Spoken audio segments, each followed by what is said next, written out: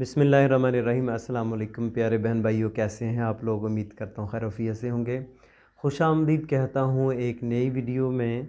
आज का टॉपिक है कि अपने बच्चों को किस इदारे में दाखिल करवाना चाहिए। कौन सा ऐसा स्कूल, कौन सा ऐसा इदारा जहाँ पे आपका बच्चा आसानी के साथ तालीम और तरबियत हासिल कर सकता हो। सिर्फ़ ये नहीं है कि आपका बच्चा सिर्फ़ और सिर्फ़ तालीम या डिग्रीज़ जो है वो हासिल करे और उसके साथ तरबियत ना हासिल करे, तो ये एक नाकाम इदारा होता है। तो भले ही आपको नज़र आए कि ये एक ब्रांडेड स्कूल है, एक ब्रांड है, ठीक है, तो ये ज़रूरी चीज़ नहीं है। आपको किसी रेडी वाले से वो चीज़ मिल जाती है, वो फ्रूट मिल जाता है जो ताज़ा हो, साफ़ सुथरा हो, अच्छा हो और सस्ता हो। भले आप किसी दुकान से ख़रीदें, बड़ी दुकान से ख़रीदें, ठीक है, हो सकता है कि रेडी वाला उससे अच्छा हो।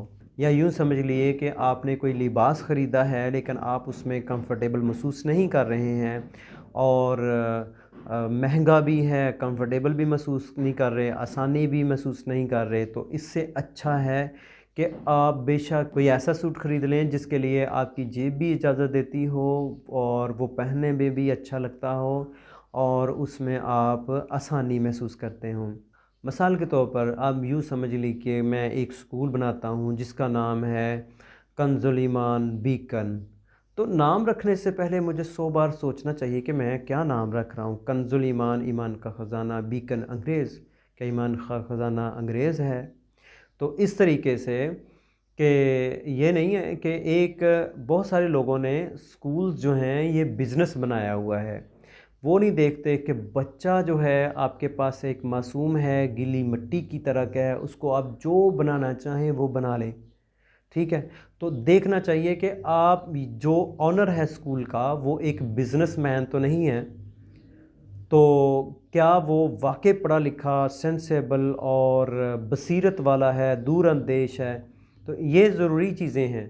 ये नहीं है कि आप देखें जी ये स्कूल मशहूर है, इसकी फ़ी बहुत ज़्यादा। हमारा एक माइंडसेट बन गया हुआ है, हमने वो सूट पहनना होता है, हमने वो चीज़ ख़रीदनी होती है, हमने वो चीज़ लेनी होती है या बच्चों को उस स्कूल में दाखिल करवाना होता है जिसकी फ़ी ज़्यादा है। तो फ़ी जो है ये एक स्टैंडर्ड नहीं है, ठीक है। हो सकता है जैसे मैंने बताया है कि रेडी से आप कोई फ्रूट ख़रीदते हैं वो अच्छा हो। तो जो भी आप इदारा बच्चों के लिए सिलेक्ट करें तो वो पहले उसको परख लें, देख लें कि क्या-क्या चीज़ें सिखाई जाती हैं। तो बच्चों के हवाले से सबसे जो चीज़ें ज़रूरी हैं ना बचपन में, वो है कम्युनिकेशन स्किल्स, वोकैबुलरी। उसमें मुख्तलिफ़ ज़बानें भी हो सकती हैं। उसमें लोकल ज़बान तो बच्चा मादरी ज़बान तो सीख ही लेता है, उसके साथ बच्चे को नेशनल लैंग्वेज भी आती होनी चाहिए, फिर इंटरनेशनल लैंग्वेजेस, फिर उसके बाद मज़हब की जो ज़बान है वो भी आती होनी चाहिए, उसमें वो भी चीज़ें सिखाई जाती हों। यानी जो लैंग्वेज सीखने का जो प्रोसेस है ये बड़ा अहम है बच्चों के लिए। लैंग्वेज सीखना, फ़न गुफ्तगू सीखना, गुफ्तगू का अंदाज़ सीखना, ये इंतहाई अहम चीज़ है। फिर उसके साथ साथ उसकी तरबियत का अहतमाम, ऐसा इदारा ढूँढें जहाँ पे उनकी तरबियत भी की जाती हो। मिसाल के तौर पर आप देखें ना, साइंस हम पढ़ाते हैं, उसमें जो सरगर्मियाँ हैं, उसमें जो प्रैक्टिकल वर्क होता है वो छोड़ जाते हैं। मैट्रिक के एग्ज़ाम हैं, आप लोग अच्छे तरीके से आप लोग जानते हैं कि मैट्रिक के जो प्रैक्टिकल्स हैं वो कैसे होते हैं। कौन-कौन से स्कूल्स जो हैं, हमारे स्कूलों में क्या बच्चों को प्रैक्टिकल्स करवा रहे हैं या नहीं। उन बच्चों से अगर आपने कोई भी चेक करना हो, तो किसी बच्चे ने कोई मैट्रिक के एग्ज़ाम दिए हों, साइंस के साथ वो पढ़ा हो, उससे कोई प्रैक्टिकल करवा के दिखाएं, उससे कहें कि ये प्रैक्टिकल कैसे है, तो आपको बखूबी अंदाज़ा हो जाएगा कि आपका बच्चे ने जो तालीम हासिल की है वो वाकई प्रैक्टिकल है कि नहीं। इसीलिए हम लोग इस चीज़ में पीछे हैं। आपने देखा होगा कि जापान है, चाइना है, जर्मनी है, ये अपनी ही ज़बानों में डिग्रीज़ करवा रहे हैं, अपनी ही ज़बानों में ये बच्चों की तरबियत करवा रहे हैं।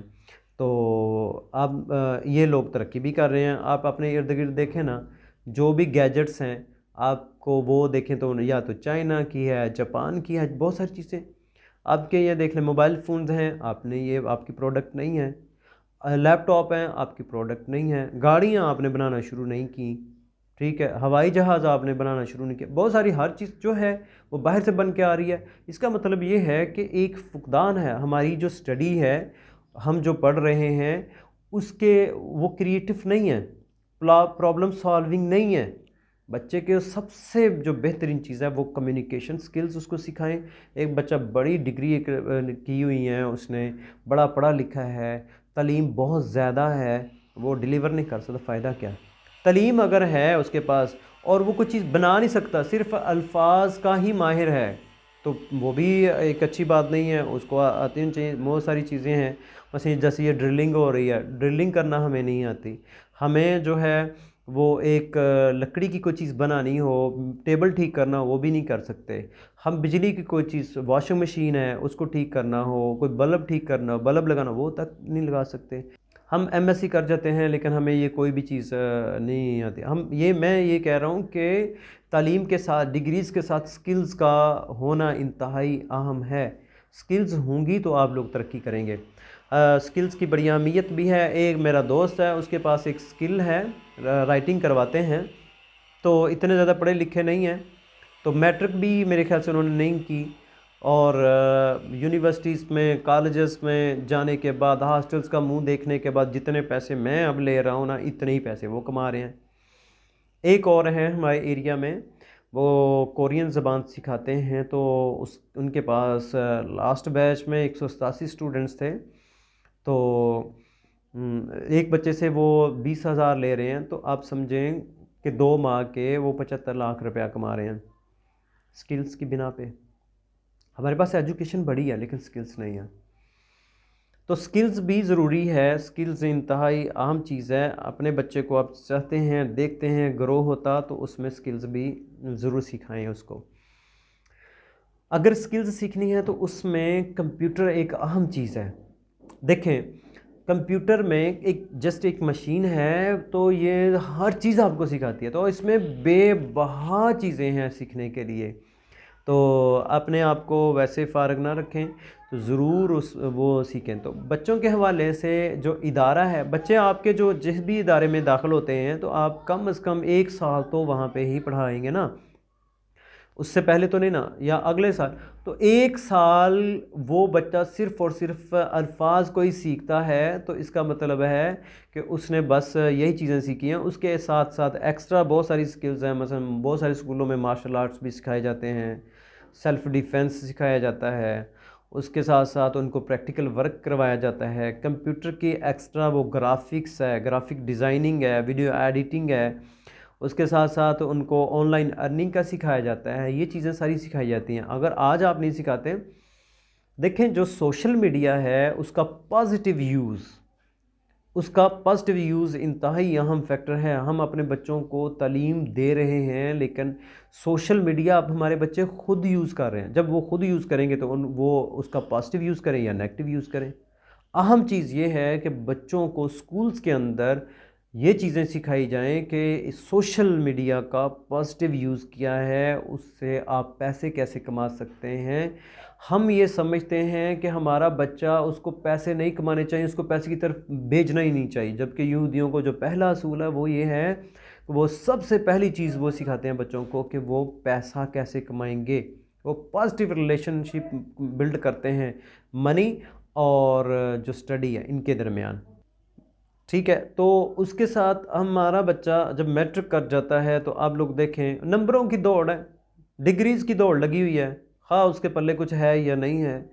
हमारा बच्चा जब एक स्कूल से फ़ारग होता है मैट्रिक करने के बाद, वो अच्छा लीडर नहीं होता, वो एक अच्छा मोटिवेशनल स्पीकर नहीं होता, उसकी जो गुफ्तगू करने का अंदाज़ वो बड़ा ही अच्छा, मुनफरद और जामिया नहीं होता, वो एक प्रॉब्लम सॉल्वर नहीं है, क्रिएटिव नहीं है। कोई भी प्रॉब्लम दें उसको सॉल्व करने की एबिलिटीज़ होनी चाहिए उसमें।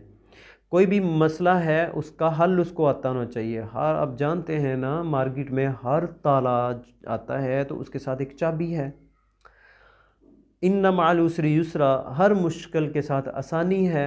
तो कोई भी मसला ऐसा नहीं है जिसका सलूशन नहीं है। तो बच्चे को प्रॉब्लम सॉल्वर बनाइए, उसको एक अच्छा शहरी, सच्चा, झूठ ना बोलने वाला, रास्त गो, ये बनाएं। हमारा एक माइंडसेट बन गया हुआ है कि हम ऐसे इदारे में बच्चे को दाखिल करवाएं जिसकी फ़ीस ज़्यादा हो। डॉक्टर के पास चले जाते हम कहते हैं अच्छी सी दवाई दें, तो इस अच्छी से क्या मुराद है, वो महंगी सी दवाई दें। उससे क्या, एक हकीम है वो आपको 50 रुपये की दवाई देता है तो उससे आराम नहीं आता, ठीक है। सस्ती जो है, एक हकीम है वो आपको वही दवाई, वही हकीम है वो आपको वही दवाई 500 की देता है तो उससे आराम आ जाता है। क्या है कि हमारा एक माइंडसेट बन गया हुआ है। तो ये देखें कि आपने जिस भी इदारे में आपने बच्चे को दाखिल करवाना है तो उसके सरबराह को देखें, उसके सिस्टम को देखें, उसका स्टडी सिस्टम, और वहाँ पे बच्चों को कुछ प्रोजेक्ट दिए जाते हैं या नहीं, कंप्यूटर की एजुकेशन दी जाती है या नहीं। कंप्यूटर की एजुकेशन से मुराद ये नहीं है कि जस्ट उसको रीड कर लें, ये विंडो है, ये टास्क बार है, ये टाइटल बार है, ये स्टार्ट मेन्यू है वगैरह, बल्कि प्रैक्टिकल वर्क उसका होना चाहिए। जब सबसे सस्ता प्रैक्टिकल, सबसे सस्ती चीज़ वो कंप्यूटर का इस्तेमाल है, उसका यूज़ करना है, उसको सीखना है, उसका प्रैक्टिकल बच्चों को करवाना, तो ये बड़ी इतनी आसान और सस्ती चीज़ भी आप नहीं करवा रहे अपने इदारों में।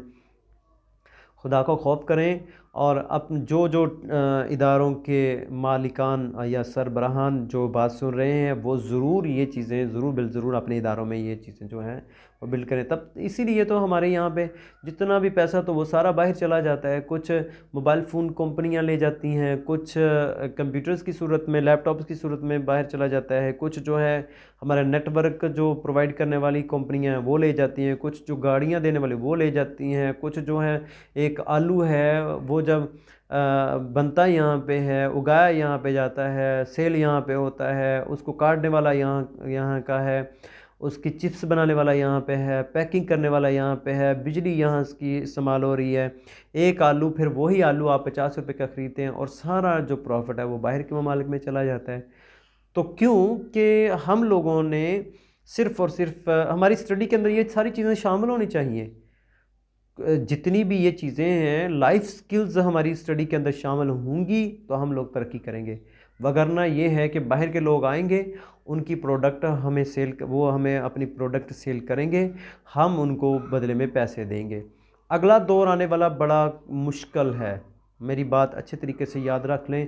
आने वाला दौर इंतहाई मुश्किल है। पहला दौर बड़ा सस्ता था, आप ऐसे करते थे कि खेतों में खुद हल चला लेते थे, ठीक है, और उसमें कॉस्ट भी कोई नहीं आती थी। आज फिर ट्रैक्टर का यूज़ हो जाता है। मैं टेक्नोलॉजी को डिनाई नहीं कर रहा, टेक्नोलॉजी को इस्तेमाल नहीं करेंगे तब तक आप किसी भी फील्ड में तरक्की नहीं कर सकेंगे। अच्छा, तो अब आपने पानी निकालना हो नलके से तो वो भी, उसके लिए भी आपको पे करना पड़ता है। आपने किसी जगह जाना हो बाइक के ऊपर, फिर उसके लिए भी आपको पे करना पड़ता है। तो आपने किसी से बात करनी है उसके लिए भी पे करना पड़ता है। आपने एटीएम से पैसे निकलवाने हों, पैसे आपने जमा करवाने हों तो उसके लिए भी पैसे लगते हैं। जो भी आप फैसिलिटीज़ जो प्रोवाइड कर रहे हैं तो हर चीज़ के पैसे लग रहे हैं। पहले ऐसे नहीं होता था, ठीक है। तो हर चीज़, अब आपने मिसाल के तौर पर जैसे ये यूट्यूब पे आप वीडियो रिकॉर्ड कर रहे हैं तो आपने जो सॉफ्टवेयर यूज़ करने हैं उसको भी पे करने हैं, उसका भी। आपने जो ग्राफिक्स के डिज़ाइनिंग करनी है, थंबनेल वगैरह बनाना है, उसके लिए भी आपने पे करना है। हर चीज़ के लिए आप लोग पे करेंगे तो फ्यूचर में आपने जितनी कमाई की होगी वो सारी की सारी, बल्कि उससे भी ज़्यादा, हाफ से भी ज़्यादा जो है वो सारी आपको वो सॉफ्टवेयर वाले ले जाएंगे। जिस तरह स्कूल्स हैं, पहले मैनुअल चलता था, हर चीज़ मैनुअल, आप जो हैं वो सॉफ्टवेयर पे चल रहे हैं, तो हर चीज़ जो है उसका आपको पे करना होगा। तो उसके लिए सबसे जो बेहतर चीज़ है वो ये है कि अपने बच्चों को सॉफ्टवेयर की एजुकेशन दें। जितने भी दुनिया में अमीर तरीन लोग हैं, अमेज़ॉन का मालिक है, जेफ बेज़ोस है, ठीक है, जॉन स्टीव है, जैक मा है, ठीक है, बिल गेट है, जितने भी मतलब हैं वो सारे सॉफ्टवेयर के बिना पे वो अमीर हुए हैं, ठीक है। तो इसलिए सॉफ्टवेयर के ऊपर बच्चों को कंप्यूटर की कम से कम एजुकेशन, हर इदारा कंप्यूटर की एजुकेशन लाजमी बच्चों को दे और वो प्रैक्टिकल हो। अपने बच्चों को जिस भी स्कूल में दाखिल करवाएं उसमें उसका सरबराह को देख लें, फिर उसका सिस्टम देखें, फिर तालीम का तरीक़ाकार क्या है, और उसमें एक चीज़ मस्ट हो, कंप्यूटर की एजुकेशन, ठीक है, वो भी प्रैक्टिकली फॉर्म में।